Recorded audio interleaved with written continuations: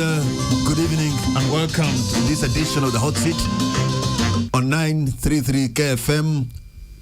I welcome you all listeners across this beautiful land, the Pearl of Africa. My name is Patrick Amara. And so tonight, we're looking to, can I call it a media freedom? There has been a statement that has been written by the National Media Group indicating that they have been denied an opportunity to report for the presidential candidate of the NRM, who is also the incumbent president of Uganda. We'll be looking into that. But also, there was an altercation or police arresting some suspects who caused mayhem in northern Uganda. It's alleged that some members of the National Unity Platform attacked or vandalized the vehicle of police and stole some property. And in that case, police went for them, and they were at the very hotel where the National Unity Platform candidate was staying, and those pictures are not good. So we'll be looking at those two issues, but also asking what is going on in the democratic experiment in Africa, because we have about 3 nations that are holding elections. As we speak right now, there's some tear gas and protests and demonstrations in Dar es Salaam. And we saw that also in Douala in Cameroon, where people are not happy with the outcome or the way how elections are being conducted. But let us begin within house, literally. Nation Media Group, or NMG, which by the way owns NTV, KFM, Dembe, and other platforms, has expressed concern for having been denied the chance to report freely at the NRM functions. So, let me introduce my guest this evening. From the President's Office, I have Senior Presidential Advisor, Mr. Moses Biarhanga. Thank you for joining us. Good evening, sir. Good evening, Patrick, my colleague in the studio, and our listeners out there. From the Great Lakes Institute for Strategic Studies, Mr. Godbert Mushabe. Thank you so much for joining us. Good evening, sir. Good evening to you. Good evening, our listeners. Let me begin with you. I can imagine the free media is a fundamental tenet of any democracy. If some media houses, like National Media, is denied a chance to be near or report for a presidential candidate, and in this case an incumbent, who I suppose is a public official, what does that tell about our democracy? Or if a media house has committed a crime or a mistake, how should it be handled? I think, as you said, of course, fundamental freedoms is the cornerstone of any society. That societies survive and thrive on freedom. In fact, even in economic terms, freedom is like the biggest source of economic vitality. If you want to unleash the ingenuity of a people, you create conditions of freedom, because that's when people think without a lot of constraints, a lot of restraints, and think of new ideas, and they're able to think big. So whether it's media freedom, whether it's freedoms of individuals as citizens, that's a cornerstone of a free people can think big. They can think big, yeah. They are not constrained by issues of day-to-day survival, because they are free, so they are thinking big. So really, with the media, it's dented. I keep on saying this, Patrick, that the media is just what you're seeing with the Monitor now, with the Nation Group, is just a consequence, because consistently all the freedoms that are guaranteed under the constitutions have been eroded. So in fact, you have to congratulate the media houses, especially the independent media, that they have been very resilient in a very, very hostile, increasingly hostile environment. Because you see, the political parties, because I call these institutions of citizenship, they are basically two different institutions. One, they are institutions of state. Two, they are institutions of citizenship. So the institutions of state, we know them. the executive, the judiciary, the legislature, and all its affiliated agencies like the military, the police, the different commissions. But on this other side, what makes a strong nation is a strong civil society. A strong civil society is founded on institutions of citizenship. Citizens are organized in formations based on their interests. So those who are organized politically, they form political parties because they want to compete for political power. Those who are organized economically, they form economic formations like cooperative societies, like investment clubs and others. Those who are organized in economic terms, they form the private sector. Those who are professionals, they organize in professional bodies like the Law Society, the Association of Engineers, and medical doctors and others. The journalists, the media, that's why it has been called the fourth estate. That the media sits at the horizon here and helps all these institutions to communicate and interact. So normally, I've said time and again that authoritarian regimes, if you are looking for areas how authoritarianism is evolving, you see how the rulers interact with these institutions. So authoritarian regimes survive and thrive by demobilizing and destroying these institutions. So they will destroy political parties. They will go for the media. Now, for the nation media, for them, actually, the chief campaign against them has been the president. Because, he openly, he calls them the... But can you actually say that there is no free media, especially when you have a country of over 300 radio stations, you have about 40 TV stations, you have so many online things, and they are going on, but then they just singled out one. Does that make... Would you... For the rest who are not in Nation Media Group, would they say the space is shrinking? Man, because you have to be following what goes on with this media.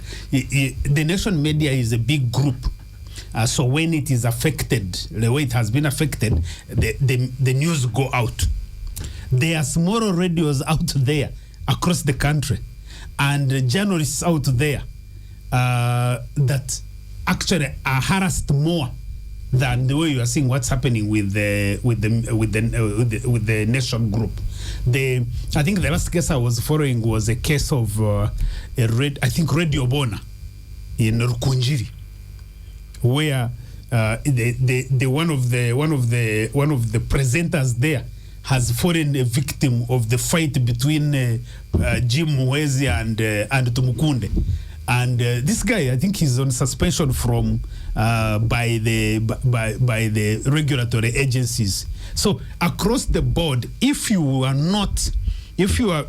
found to be critical, either of the regime, but sometimes it's just the local politician that you can just get affected, and your license can be suspended because a local politician does not like the way you've presented on the program. So I think that so all these are just consequences. The progress in terms of the media houses that have been developed, that's commendable.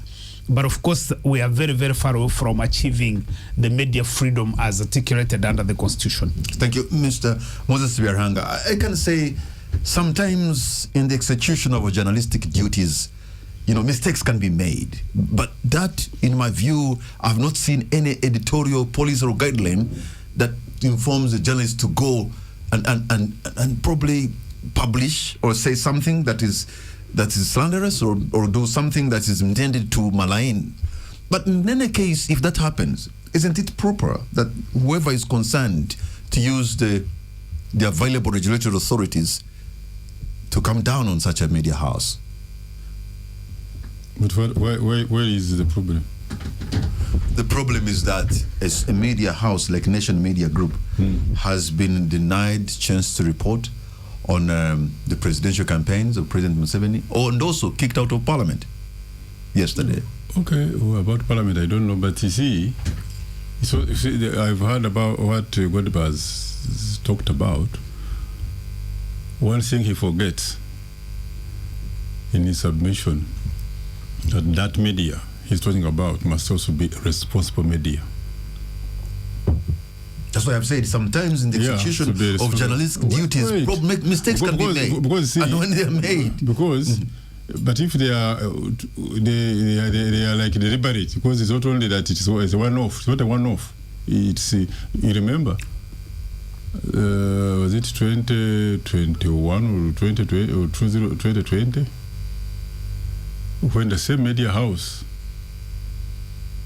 reported a case against the president and his family, that for them they had secretly taken a COVID vaccine, which was not true, and that case was settled in court, and who won?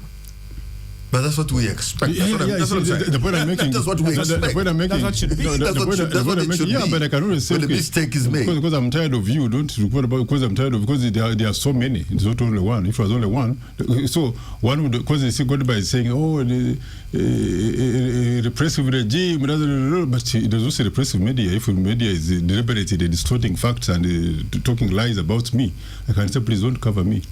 I'm not close to you. As a president? I'm not close to you. Don't cover me. I'm tired of it. It has happened somewhere else. I have seen in the United States of America a president saying, I don't want this journalist. And they have done it. The press office have sent away some of the journalists in America. And you're saying it's okay? Well, because the media must be responsible. I've seen it in America where the White House press office comes and says... There are times when the president has sued the nation media. Yeah, fine. Won even the case. Yeah. Even awarded money. Yeah. But that's how democracy should be. Yeah, but you see, but also democracy can say don't cover me. It doesn't mean you have forcefully cover me because you want to cover me. Yes. I can also say so, I have a right. It's like you call him for a press conference, I may not come. You can call me for a press interview. I say, I don't want to come to you to interview me. Would you say, why don't you go to a regulator to be able to regulate between us? I have a choice also to make. It's a democracy. If you're a public official in charge of public resources and taxpayers' money, it is for the same reason. If you are going the media should be able to cover you. Yeah, but is the media covering? Is the themselves being covered every day? But if a particular media has its own particular line, you see, you need to understand the history of media in the world. You see, media, has always, these days has changed. There's a lot of things happening, but the history of media moved alongside the history of political parties, how they were formed. You'll find the conservatives have their own mouthpieces, the liberals or the other have their own mouthpieces, and actually some media houses can even support come and open and endorse certain candidate. That happens also. Yeah, that's what I'm saying. And that should also be okay. Yeah, it was okay, but that's what I'm saying, that I can also say don't cover me because I don't agree with you. Because I said because media is political. There's no doubt about it, and that's how it has been. If you look, is it like a political party? Well, I said in history of the media, especially in Europe, where these media developed, it started as they started as mouthpieces of political voices.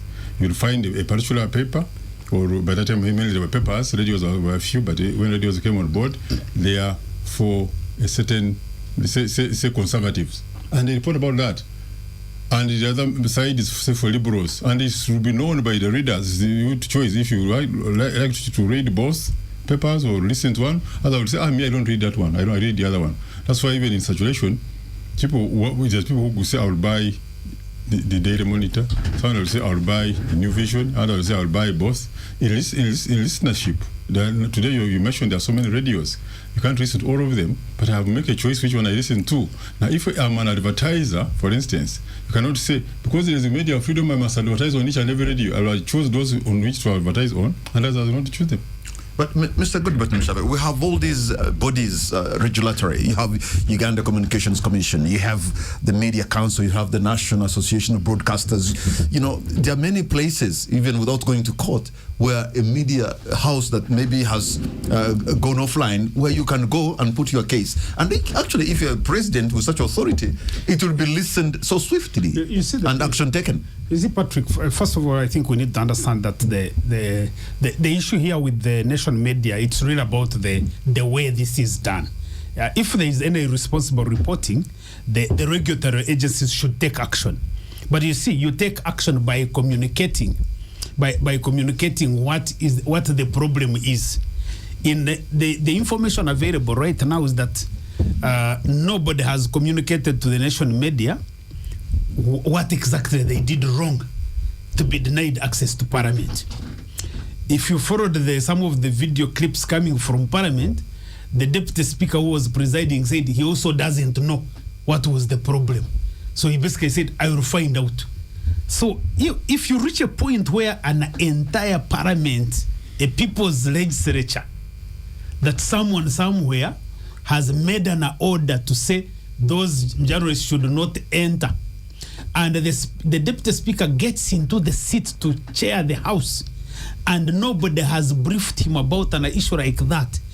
Again, that's why I keep on telling you, that's what I call dysfunction.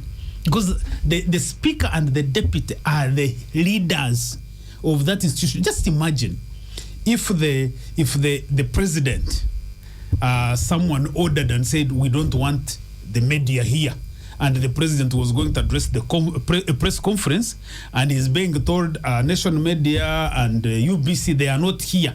Someone said they should not come, and the President is not briefed. Do you know what? Do you understand the consequences of what it means to run a government that is functional? So here you are dealing with the dysfunction that someone can sit somewhere and order and say, we don't want to monitor journalists or the nation media journalists in Parliament.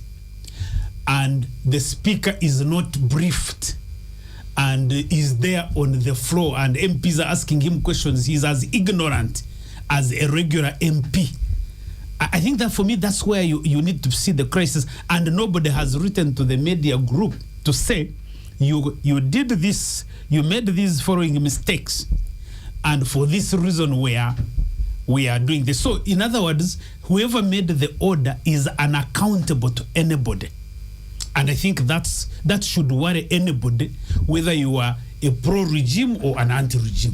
Mr. Goodbert Mushabe and Mr. Moses Byarhanga. Gentlemen, we're going to take a break, and the hot seat will be right back. Welcome back to 933 KFM, and this is the hot seat. My name is Patrick Amara, and my guest this evening, I have Senior Presidential Advisor, Mr. Moses Byarhanga, and from the Great Lakes Institute for Strategic Studies of Mr. Goodbert Mushabe, and we're talking about media freedom and specifically the relationship between government now and Nation Media Group, because Nation Media Group, which by the way owns KFM, Dembe, and NTV, and the hot seat, and the hot seat here, and the East African, and many other entities, has been denied the opportunity or the chance to be. But why are you calling it a chance? Has been denied the right. Yeah, I think it's a right. A journalistic right to report on the NRM, for the NRM candidates campaign, who's also the incumbent president, but also yesterday they were kicked out of Parliament. And Moses, let me also say this. I think I talked about it a little bit earlier. If there's intentional malice in a democracy like ours, then the NRM or Parliament could sue for damages like they have done before. After all, if you win the case, you actually go smiling into the bank.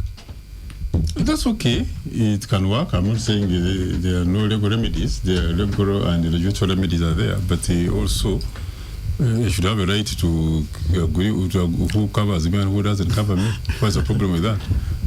I said, don't cover me. What goes on? If this was a private function with Moses somewhere in the council for a marriage ceremony, yes, I may not come. Moses is talking like Kim Jong-un. The supreme leader. Yeah, think about it. Yeah, just hear him.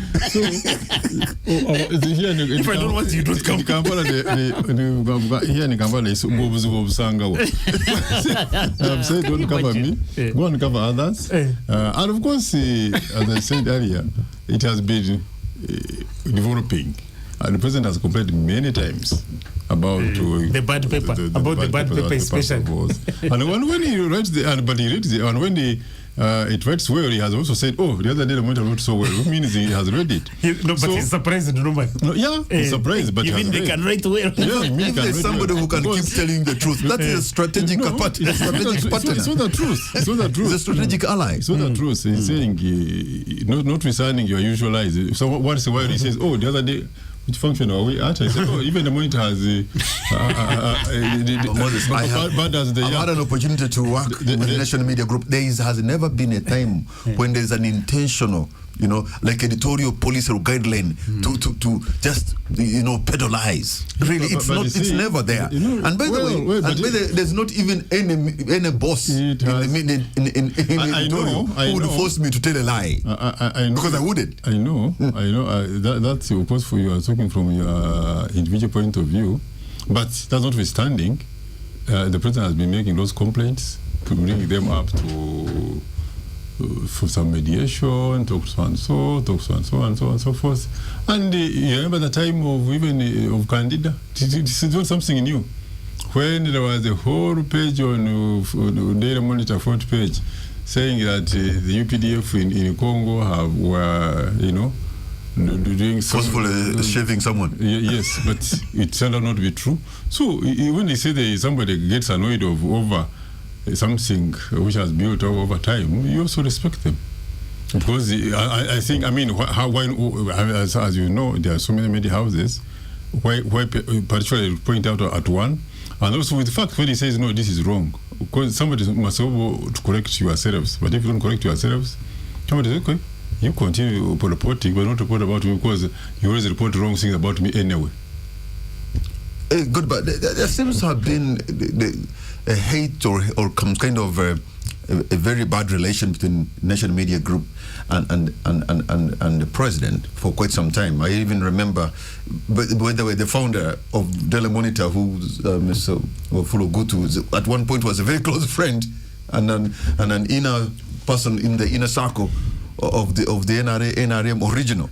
So if you look back, you find that hostility has been there for quite some time. It's not something that first happened of all, now. to Moses' point, you see, as individual citizens, Moses and I, we can say we don't want you monitor to come and cover us or NTV. We don't want you. But the president holds a position that he holds in trust for the citizens of Uganda, for the people of Uganda. The parliament is an institution of trust. It's a public institution, fully funded and steered by public funds. You and I and everybody pays for that parliament to run. Even the national media, just from their taxes, they pay for that parliament to run. So really, at the point where you've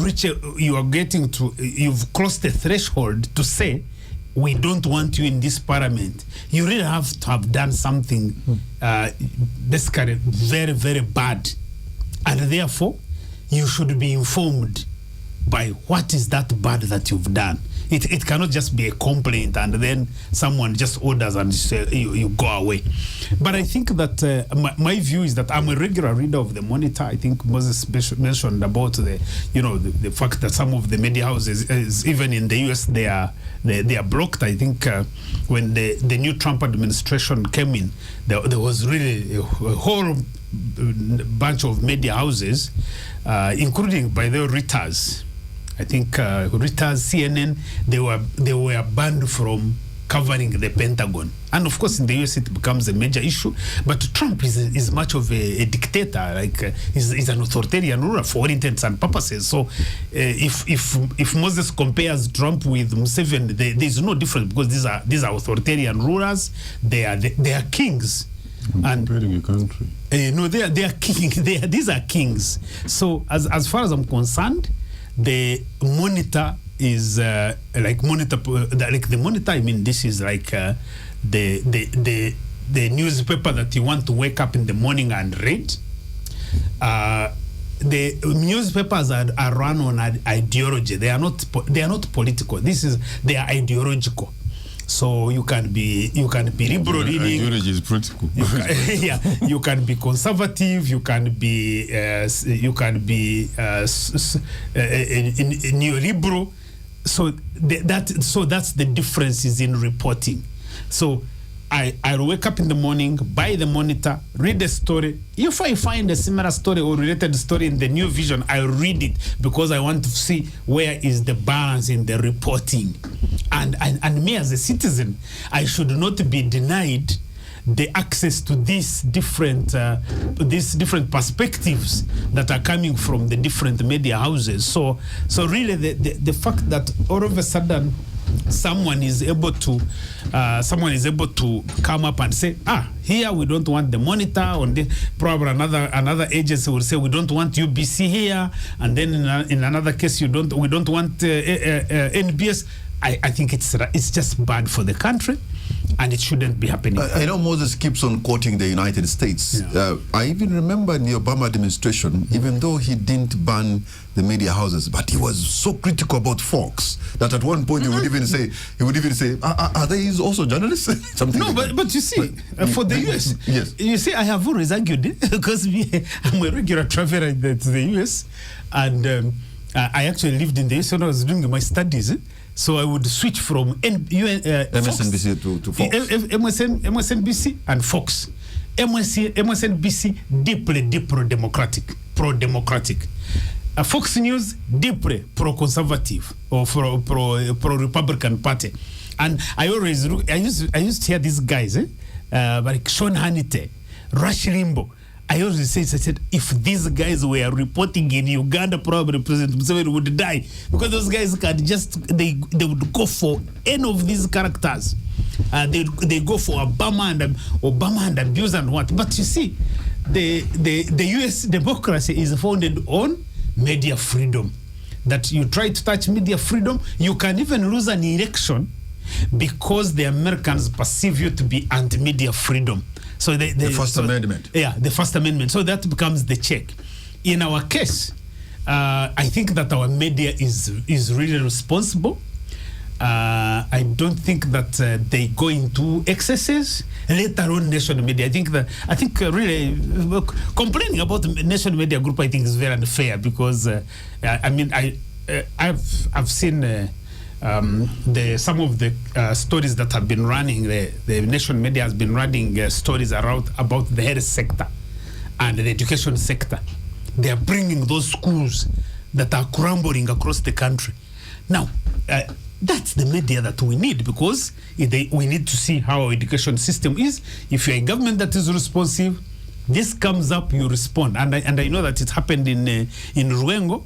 There is one of the schools that was showed on NTV, and when I saw the clip, I actually chatted with my friend Ibra Chitata, the chairman LC5, and he said, no, actually we followed up this matter, and this is the school, and they had built new classrooms. I think that's what the media is supposed to do. Gentlemen, we're going to take a quick break, a mega milk break, and the Hotseat will be right back. Yeah. Welcome back to 933 KFM, and this is the Hotseat. My name is Patrick Amara. My guest tonight, Mr. Moses Biarhanga, Senior Presidential Advisor, and Mr. Godberto Mushabe from the Great Lakes Institute for Strategic Studies.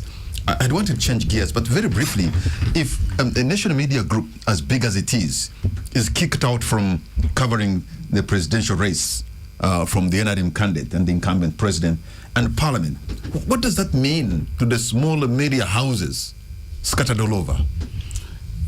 No matter when this happens, They should behave. You hear Kim Jong-un. You are being spoiled now. So the man is being spoiled. Because you see, so what happens, it happened by the way, it happened also in civil society. So the regime would get to tackle some of the influential organizations like Greece and others, and then the rest begin to behave actually as Moses puts it. So you begin self-censorship. So if you tackle a big media house like Nation Media, then the rest of the media houses begin to censor, self-censorship. You want to make sure that you are not brushing with any person. You are trying to make sure that you don't annoy anybody, because you know the consequences. For me, my take on that is yes, okay. It's not just deliberate. I guess I said the monitor has been here for so many years. It's older than many people. But it has been closed every once in a while. I think, yeah, but responsibility is important. Others feel a responsible media. One time I was on this KFM radio station with Andrew Mwenda as the moderator. An incident had happened, and Andrew, we were here in this studio, and I told him, Andrew, the statement you've made is so dangerous. I think in respect of the death of John Garang. Yeah, I was here on radio. I've been on this show for quite some time. So this is how many years ago? Was it 2005? 2006, I think. So 5 or 6 years. Almost 20 years ago, I was here. So, and I said, that's statement is responsible. So he continued, no. Now, the radio was closed because of that. What I would think was irresponsible behavior and reporting. A case was opened up. Couldn't Andrew be charged for? He was. I don't know how it ended. You see, for the regulator, they can do what they want to do, but the point I'm making is that the media, or much as it's a balance, you do self-censorship on your side, yes, because any story can come out. There are even issues where it could not even about government, it could be writing about an individual, but if you're not sure about your facts, that individual can sue you, and you end up in court spending a lot of money. So the media does self-censorship at most, but by the time they come out with information, it must be factual and able to defend it. If you cannot defend it, then you're in problems. I wish you knew how much we are pushed. I know by the editors to verify, to make that extra call, to make sure it is right, it is fair, it is true. And even the guidelines are there. Yeah, and that's fair. To do so, but now I think when the situation gets out of hand, like the few cases I've mentioned, like that case of when it was reported in the Monitor that President Museveni had taken a COVID vaccine while he had not, and it's but where you get it now? If you're talking about that extra care you take, now what extra care was taken? That anyway, in that case it was lost in court. So you see that means and I think there was no extra care taken. And I think the pursuing of the case in court was the right action to do. Yes, it was the right action, but also now it is rather than closing the media house. No media house has been closed, but you can say they have been closed out of the coverage, which, as I said, also happens in many other countries. I've quoted for you some developed countries where such things have happened. But with time, there's always a negotiation. They talk to each other and they open up. But at the end of the day, the actors must be responsible, but also the reporters must. You remember today, like now, you write a story. In the first, it will be how many people are reading. But now, what you have written goes electronic in terms of social media. It reaches the world, reaches everybody. So we also need to take extra care so that at least, I'm sure now, with the increased publicity in terms of social media, picking from the written media sometimes, or even radio like this, you can find now we are here talking, but we are online. Somebody in America, somebody in China, somebody over is also listening. So imagine somebody shows you for damages and gets to tell you that 1 million people are listening, or 2 million people, or 10 million people are listening. How big would be the damages? They can sue you to bankruptcy. Yeah, sure. I don't want you to be bankrupt, but keep around. My experience, I've had an opportunity to interview one-on-one with the president the first time I think I was working for a radio station in Fort Portal called the Voice of Toro. So it was in the studio. And the third is maybe about 10 years back or more.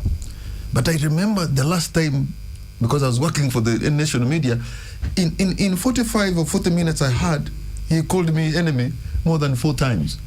You know, you cannot understand this because you are my enemy. You see, because you work for that enemy. But I thought I took it as a joke. Like maybe. No, so I kept on doing my work. From 7, it's not a joke because he has been very consistent. The facial expression looks like he's joking. No, you see what I'm telling you cannot understand because you're my enemy. Because you work for that enemy. Yeah, no, he has been very consistent with this. Especially, actually, he was more consistent with the Monitor, the newspaper. But I think of recent he has expanded that to include the entire group. But you know, I would be interested in hearing from Moses. For you, Moses, just as an ordinary Ugandan like you and me, if you remove your hat as the other powerful hat, do you think that it is normal for any media house to be closed out of Parliament without any official communication, and everybody is like, we don't know who issued the orders? Doesn't it sound really kind of like abnormal? Well, I don't want to speak for Parliament. It has its own spokesperson. In fact, I wasn't aware that they were closed out of Parliament, so I can't speak on something I'm not well versed about. That's him now.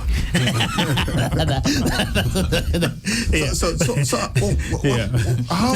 Okay, what is supposed to happen to stop that kind of impasse so that the national media group, which has so many branches of platforms of media houses, can continue to report for other? I think in case of Parliament, they will engage, and when Parliament will come out with I'm sure they will have a statement. Chris Obore is the director of communications at Parliament. He used to work at the national media, so he has this background of national media, and I'm sure through him and through his leadership of the leadership of Parliament, you should apparently be able, even him, he said he didn't know. you should be able to sort out the matter. Because I remember, even during the Matters Day on June 3rd, NTV had been denied to go and cover the Matters Day celebrations in Namugongo. They actually had to find a way to smuggle themselves in to be able to bring the pictures to the rest of the viewers. So this has not started now. It hasn't started.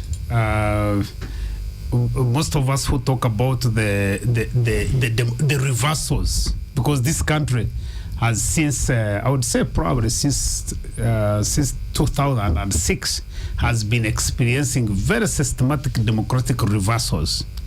Almost all laws that have been enacted since 2006 have shrunk rather than expand our democratic space. So I wouldn't be surprised if now the judiciary says we don't want the national media to cover our activities, because that's basically the president starts it. When it's started by the person who is supposed to be the fountain of honor, it is very easy for other institutions to follow, because you see the way the system here works is that if the people in the judiciary allow the national media to go and cover, and yet the president said we don't want you to cover us, the Parliament has followed. So don't be surprised if you hear them.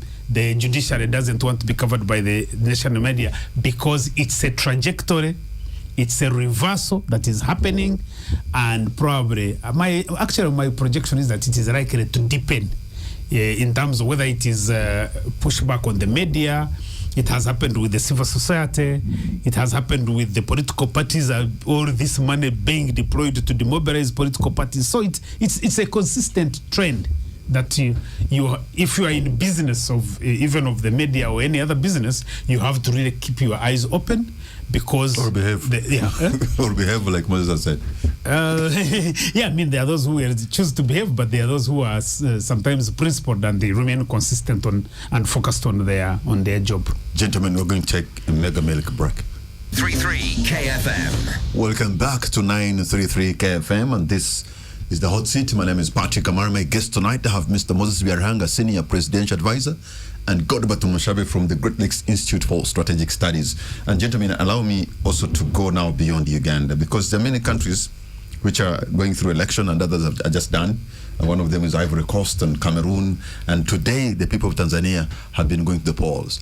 And you are voting today? Yes. Yeah. And considering that how stable, you know, Tanzania has just been like the island of stability for quite some time in East Africa. But you know, the riots, the burning of a petrol station in Dar es Salaam, the tear gas, and people pelting stones to the military, it is something un-Tanzanian, but has happened. What do you make of this? And as we speak right now, the two major contenders, including a man I just met about 8 months ago, who should be the doyen of opposition in Tanzania, Mr. Tundu Lissu, is in jail. But I think that even what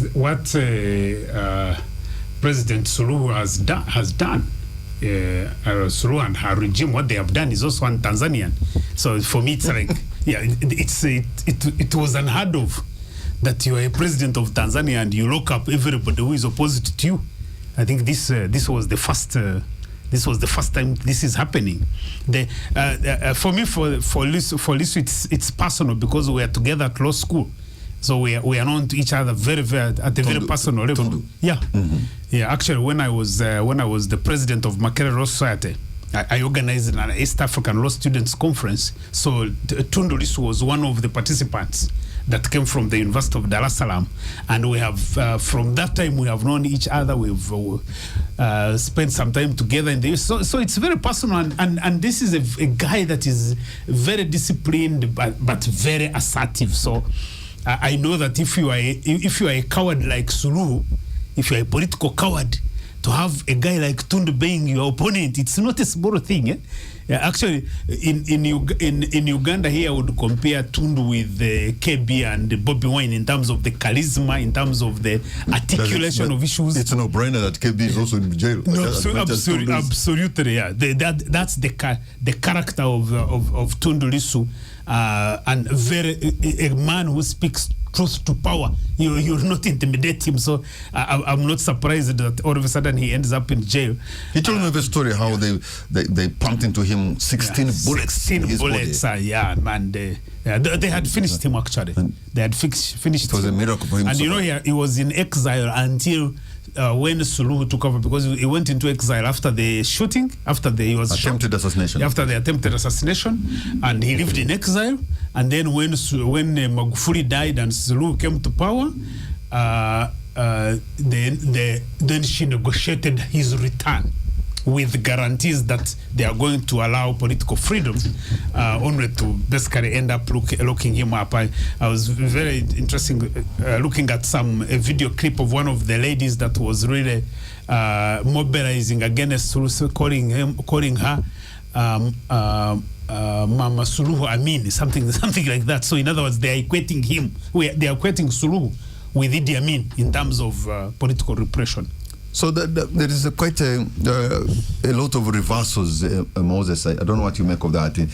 Tanzania, what they are going through now, but also when you look at only Uganda, Besigye is in prison. When you go to South Sudan, you find former Vice President Dr. Riek Machar was in prison. In Tanzania, Tundu Lissu in prison.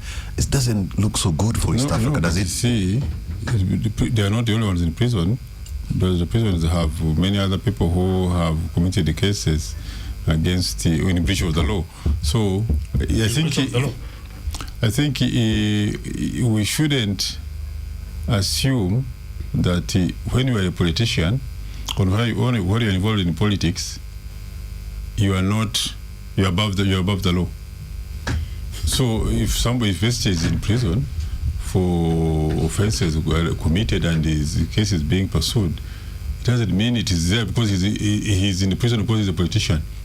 Because there's a case against him. It is different when if somebody had just been arrested without any charge. Now, for me here, the issue would be how do we expedite such a cases to be heard as soon as possible, that the person is